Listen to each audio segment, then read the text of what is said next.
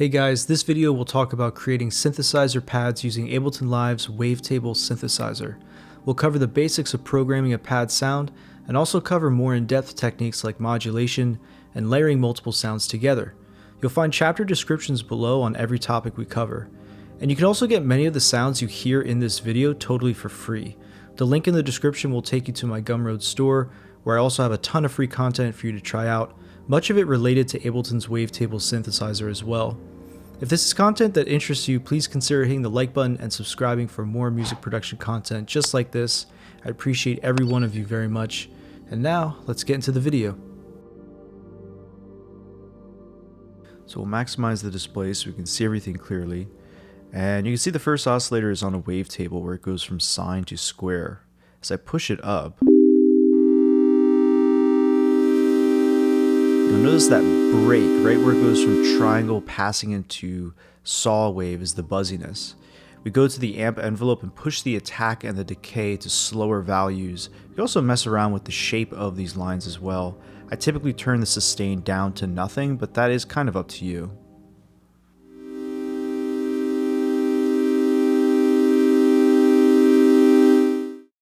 Now, I'm going to essentially do the same shape to envelope 2, which isn't controlling anything at the moment. I make the attack a little bit shorter here. But then we're going to go to the filter, make things darker.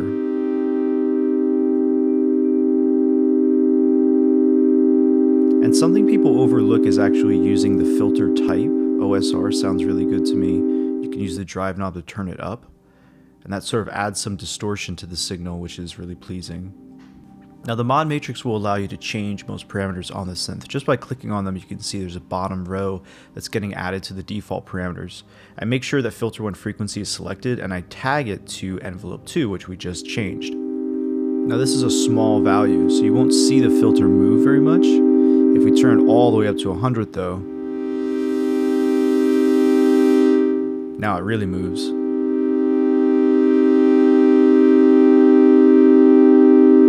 So I basically just split the difference. Now I'm going to use LFO 1 and tag that to filter 1 frequency as well. This way I provide some more randomness and movement to the filter itself, even though it is being controlled by that second envelope.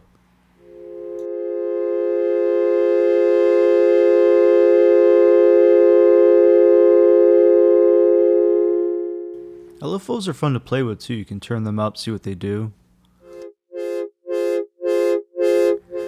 Now I really like hybrid reverb to add that onto a pad sound to give it dimension. I like the early reflections presets in there, and I just turn into shimmer mode, which gives you a great ambient sound.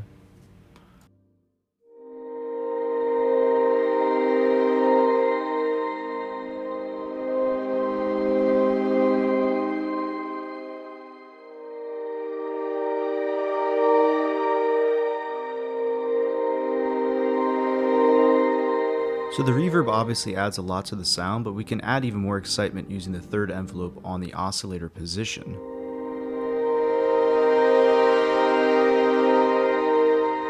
Now right there I'm just doing it by hand, but we can do that with the third envelope essentially, so it's almost creating that brassy type effect.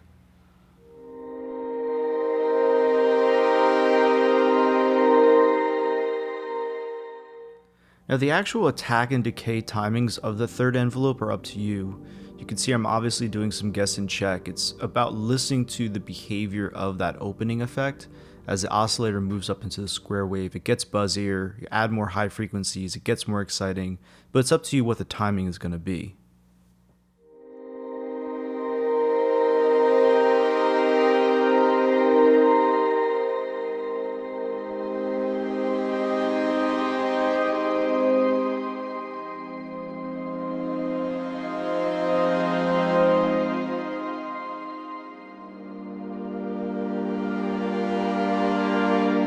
And also check out how the third envelope has a difference in the curvature of the lines in the actual envelope. I think that adds to the character of its movement. You can add more detail to the sound using the second oscillator, so I might pick a different kind of waveform, something that sounds a little bit different timbrally, then actually use the tuner to tune it up maybe 12 semitones, which is an octave, kind of widen the pitch range, turn the level down right there, and Also use the FM synthesis to kind of create an effect with the sound. You can see visually it actually distorts the waveform in a really interesting way. I use those settings commonly. And then LFO2, raise the rate, and I can create kind of a Leslie speaker tremolo effect by tagging it to the Oscillator 2's gain. I do that in the mod matrix, you can see it below. Tag it and you create a tremolo. And I'll just turn Oscillator 1 down so you can hear it.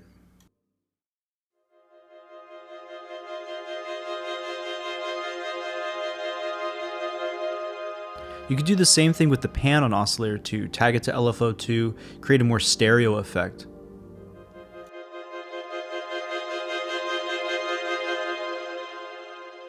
I can even add a little bit of this effect to Oscillator 1, and once I bring the level back in, you'll have a much more detailed kind of sound.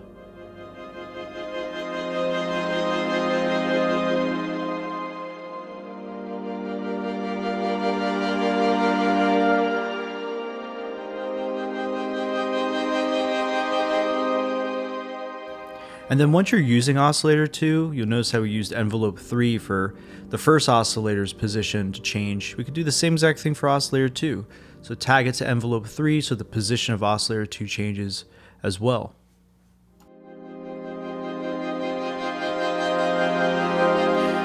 So you could probably tell the philosophy of this video is adding movement to pads to make them more interesting, whether it be with an LFO, an envelope, or maybe the global mod matrix in the green you can see there. I could tag maybe the rates of both LFOs to that matrix to change that movement a little bit as well.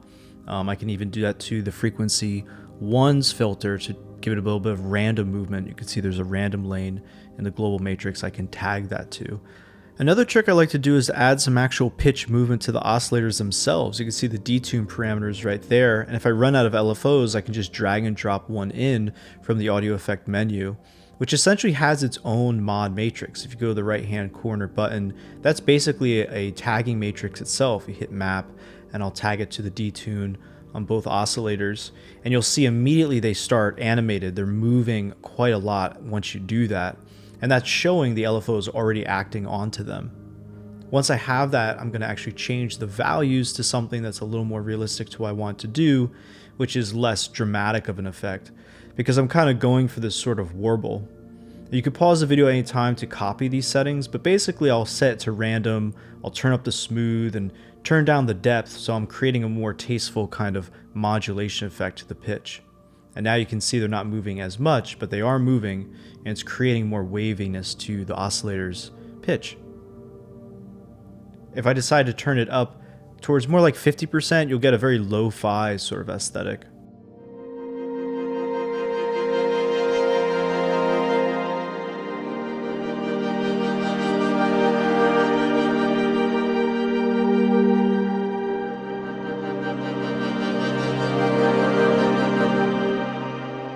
I just think it's details like this that make it so much more beautiful when the pitch wavers, and if you turn it up a lot, it'll be very lo-fi.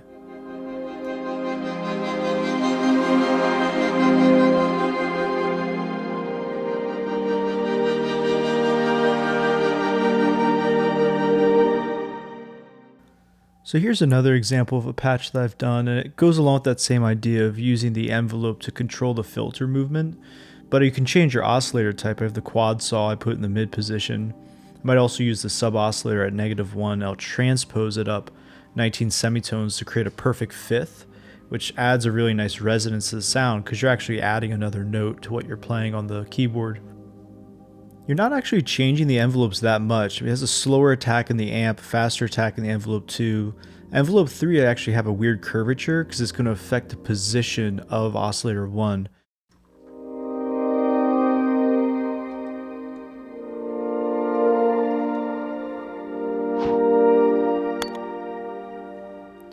And a lot of similar ideas. You want to add movement to the pitch. You can use the LFO, tag it to the detune on oscillator 1 using the menu there, turn it on random mode, turn up the smooth, turn down the depth, use the auto filter to actually just shave off those frequencies in a more static way. Maybe turn the modulation up on the hybrid reverb as well. All that modulation to the pitch makes it sound very warm in a kind of way.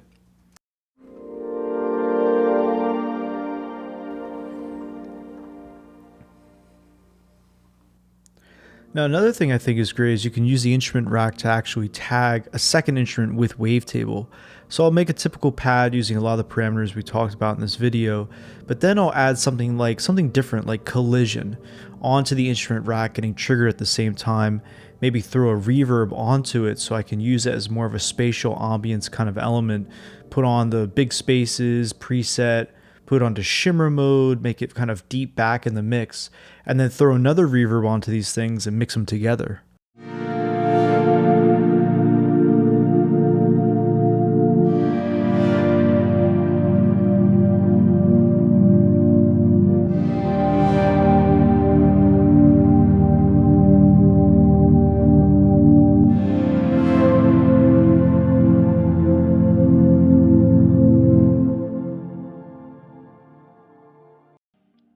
And the thing I would say I really like about collision, and again, this is a video about Wavetable, but collision is great for adding those textured sounds that do have an attack. And then you can use that really interesting transient, that attack, to trigger the decay of the reverb after it, and that's what creates a lot of dimension behind the sound.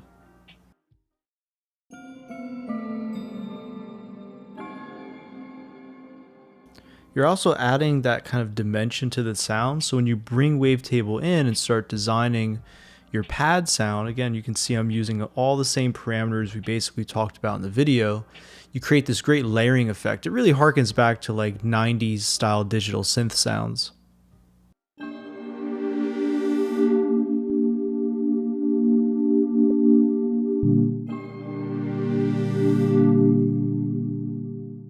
And even if those things sound kind of disjointed still, when you add a reverb at the end of the chain, it glues them together and just makes it really bloom.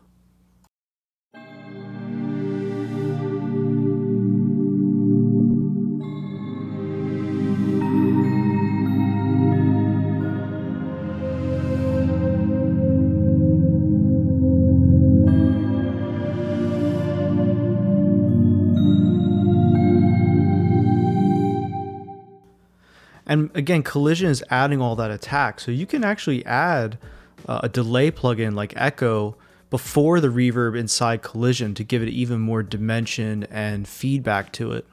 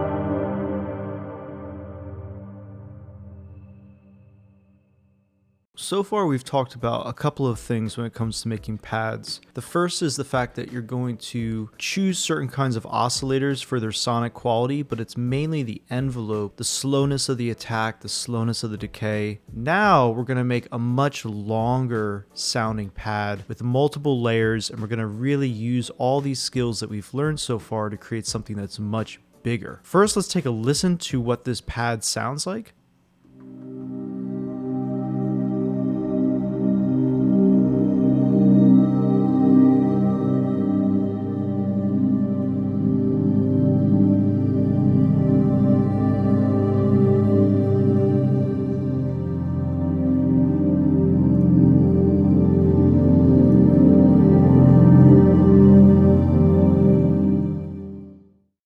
In this case, you can see I have actually 3 instances of Wavetable. And each one is doing something very different, and you could probably get a visual clue as you go through this what we're trying to do here. The main thing is you're going to take all the skills that you've learned from the beginning of the video, and you're going to apply them to 3 different frequency ranges and basically 3 different kinds of pads. Combining them together gives you a much bigger layered sound. So the first thing that we're going to listen to is the first part of this, which is sort of what I call the low pad. And just visually you can see what's going on here. I've got movement built into the sound in all kinds of different ways. I've got the filter set very strategically towards the lower end of the frequency spectrum. I've got a basic shape here kind of hovering around the triangle to saw range, which is giving us a lot of harmonics but also lots of low end. And I've also got the sub oscillator on at -1, and that's providing some of the depth and the low range to the sound. But I also have another kind of oscillator in Oscillator 2. This is in the retro menu. So as part of this, you're going to find we're going to be using other menu types within Wavetables options. And there's quite a few. And they're there for good reason, because they're going to come in handy when you're making a multi-timbral kind of pad. And I've set it in this kind of position here, so it's has some kind of distortions going on in the waveform that are interesting. It's going to be around this range. Now take a look at the envelopes. You can see that I've got a much slower attack now, around 6 or 7 seconds. Same thing with the decay. I do keep the sustain up if I want this to be one of those pads that is sustaining and giving us a lot of movement. This is one of the things you can use, even a very long release you can see here. So it's a low, heavy foundation to the sound, but it also has movement built into it, which you can already see is happening on the screen. I have movement in the D-tune. I have movement in the oscillator 1 position. I have movement in the D-tune in this oscillator. I have movement in the filter right here. So a lot of things are moving around. And as you listen to just one note, I'm just going to press one note on the keyboard. You can see Oscillator 2 is also moving.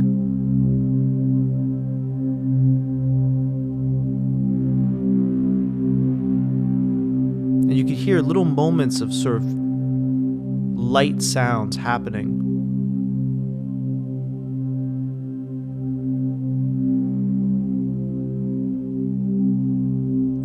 So there's all kinds of things that are happening with that lower element, and that's also feeding into the reverb that's at the end of the chain, and it's creating more depth, right? So what you're going to do is you're going to start tagging things just like you did in the other patches in the video. So what I like to do is use both the LFOs in Wavetable, and I like to use the LFO module to give me even more abilities. So first, if I take LFO 1, you can see I'm tagging it to Oscillator 2's position. So that's what's moving this around. I also have it to Oscillators 2 phase width, which is right here. So this is distorting the wave, and that's what's causing some of the animation that you see in the yellow line. As it sort of moves to the left and changes, then moves to the right and smooths out. That's the phase width modulation going on there. I also have LFO 2 set to the Oscillator 2 sync, which is another parameter in that classic mode. And you can see here the LFOs have very low rates. So they're set to a simple sine wave pattern, but the rates are very low, 0.14 hertz, 0.26 hertz. I make sure that they're different. That's a big deal because that's providing differences in the movement. And then if we go here to the LFO, you can see I've got Oscillator 1's detune set from this LFO. I've got the subtone. So the tone that's actually built into the sub oscillator is also modulating. So it's changing the sort of timbre of the sound randomly. Oscillator 1's position is controlled by this LFO. The filter 1 frequency, this is the low pass filter that's moving around right now. And also Oscillator 2, its own detune as well. So all of these things are controlled by this LFO, and I'm using the same exact parameters that we talked about earlier in the video. So it's at a random shape. I've turned the jitter up, which actually creates more randomness. The smooth is all the way up, and the rate is very low. I also have the depth on. This is something that you're going to adjust to your liking. How much kind of movement and radical movement you want to add to your synth is up to you. And then you can see I'm doing a few more things here. So I've turned the mod all the way up on the global modulation matrix to oscillator 1's position. That's providing even more randomness to that position. So it's like you're trying to get rid of patterns in the modulation wherever you want to. You want to create this feeling of waviness that your ear cannot catch any patterns. That's the idea with all the LFOs and the movement. It's just to make things not static, but also not repetitive, because your ear, the human ear, is so good at recognizing patterns. Like the brain is so good at recognizing patterns. So when you start to subvert those things with all kinds of different randomness, different kinds of, routing, that's what's creating the randomness. And then this is actually a trick of mine. I'll use the other filter in Wavetable as a high pass and just put it, you can see here it's at like 36 hertz, just to take off the sub frequencies, because if they're not being taken off, especially when you have a sub oscillator working in the background, the sound is going to have a lot of weight, but it's going to be overwhelming sonically. So I actually trim off the subs, even on the bass element you can see here. Another thing people overlook is not using the OSR circuit type on the low pass filter. So the low pass filter that's moving around here also has a bunch of drive on it with resonance. That's creating more interesting movement in the sound. Of course, I have to compensate for volume when I boost that, but you just want to keep that in mind.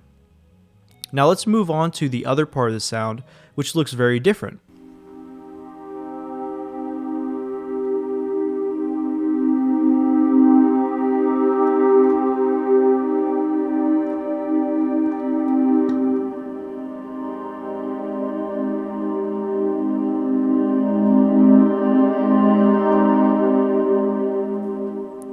What you have here is you have this interesting distortion wavetable that I'm using here. These are really interesting. They have all kinds of strange movements to them. You can see different kinds of distortions in the waveform. They're really interesting. And this has a very similar approach, a slower envelope, obviously. And then you can see here in my mod matrix, I have, the filter 1 frequency. It's set to a bandpass mode. So bandpass mode is great for getting that mid-range movement because it's slicing off the upper range and the lower range, and it's going to move around this kind of weird distortion oscillator. It's going to move around that frequency using this LFO 1, which is set to a very low rate, right? Then the oscillator 1 pan is also set to LFO 2, which has atomically low rate of 0.07 hertz. But all that's supposed to do when you're setting it to the pan is to move the sound around, right? So you're moving the sound around. Then you have LFO 2 to the oscillator 1 position right here. And then I just decided to throw on the low pass filter just to keep it from getting too bright with all that random movement in the bandpass filter. So it's sort of cutting off that range, making it sort of a low mids kind of element. But the bandpass filter is great for adding that weird mid-range kind of movement. And then finally we're at the top end. This is my favorite part of doing a pad in layers, because for me the third layer is the upper frequencies.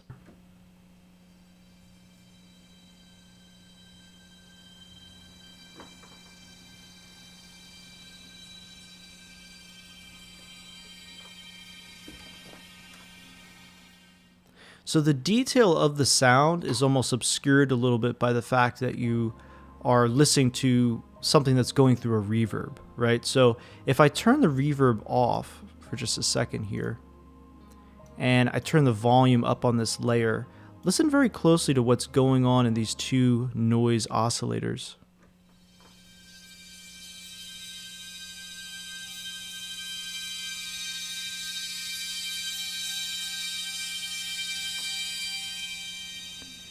So you're hearing a lot of texture in that sound, and that's what the noise wavetables are so great at. And it's basically the same idea as the other two layers. We're adding some movement. You can see here I have another slow attack on the amp envelope. right? And I'm picking out the wavetables based on the texture that they provide to the sound. I've also got the envelope 2 here set on loop mode, and that's actually modulating the oscillator 1's position, but it's on loop mode, so it will continue to do sort of a path of expression of that wavetable if I continue to hold down the same notes, right? Then I have oscillator 2 on another noise wavetable. This is called Bad Bits. Really cool sound. I'm mixing it in a little bit lower here, and this is moving around quite a lot as well. And the oscillator 2 position is being modulated by LFO1. Also, oscillator 1's position as well is being modulated by LFO1, which has, again, a very slow rate, right? So that's a big thing. And then something that I also like to do with these things is I might take a delay and place that after this high frequency layer, which I'm using with the high pass on, right? So I might use a delay to add all those little moments where there's a little squeak or there's a little pop or some kind of texture that sticks out. It's going to hit the delay and actually reverberate, or I should say hit some feedback, and it's going to start to ring out over a longer span of time, going into its own reverb. So then I have a hybrid reverb that's set just to that high layer, and that's going to add even more dimension to the sound, which is really great. And then finally, at the end of my chain, once I have all these 3 elements together, I just throw on the drum bus to add that saturation, and then I have my reverb, right? Which affects all 3 layers as a whole. And I always set the decay time to a little bit longer, probably 3.5 to 5 seconds, to create a nice lush sound. The Ableton Reverb is great for synthesizers. It works extremely well with all of Ableton's other synth sounds. The reverb has a very nice musical, warm kind of sound to it that works really well. And it's great to put that at the end of the chain, so it glues everything together in a similar sonic space, and it just makes the pad just breathe to life, and all of that movement and randomness and routing that you did in your patch is just going to bloom over time with all this beautiful reverb and decay. So you can do this all with Wavetable, all with just Ableton stock plugins, and you will get a gigantic sound. So I hope you learned something useful from this video. I hope it inspired you in some kind of way. You can access all of these presets in the link in the description to my Gumroad store, and they're totally free. So feel free to pick those up, check them out, learn from them yourself on your own time. And yeah, that's about it. Make sure to hit the like button and subscribe for more videos, and I'll see you next time. Take care.